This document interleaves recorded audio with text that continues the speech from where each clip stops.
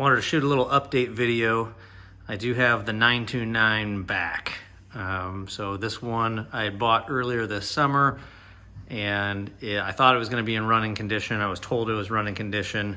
Seller had sent me a video of it it was running, but running rough.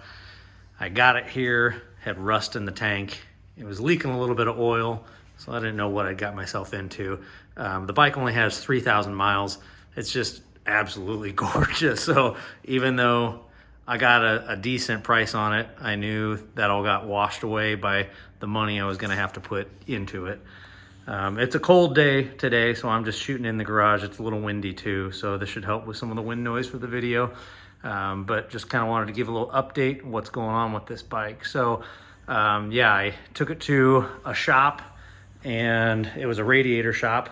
They cleaned out the tank. They recommended that I get a new fuel pump. And boy, I'm glad I did, because after that guy gave it to me, I could see how bad the fuel pump was, all the corrosion. It was just all over the place. So I have ridden this bike, did get to ride it, did a little shakedown test and was able to get a little aggressive with it. It rides like a dream. It only has 3,000 miles. The past few years, I've just been more or less riding this RC51, the V-twin, and then this Panigale V4S, and then I've got a 701 Supermoto, the Husqvarna. So riding the inline four was, I've ridden inline fours. I had a 600 RR as my track bike for years. But it just had been a while since I've been on an inline four. Man, they run just so smooth, just absolutely so smooth. So do have a few more things that I want to do. Oh, I wanted to update you on the oil leak that I had with this. So the mechanic called me and said, hey, I just drained 14 quarts of oil out of this thing. He said the oil was so high, even the air filter was sopping wet with oil. So I don't know what the story was behind that. I think the bike sat for about a decade. Maybe the previous owner was just topping it off every once in a while. I don't know why anybody would do that, but new injectors.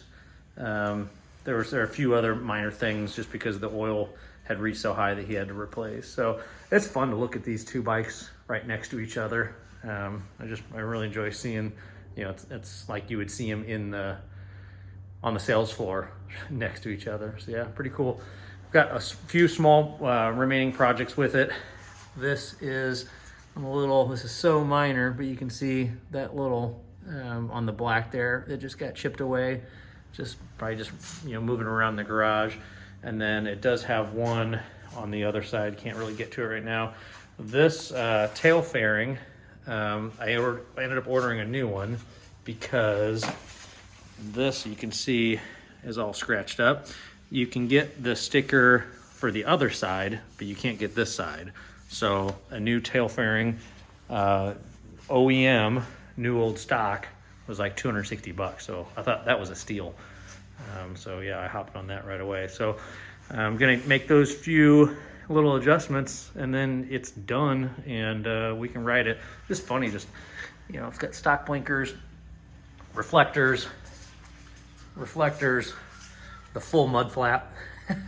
I just enjoy that. That's just awesome. Most guys had chopped those mud flaps off the first week that they owned this bike. So let's see. It is in neutral, so I can probably start it here. Give you a few revs. Starting a little rough, but it does start.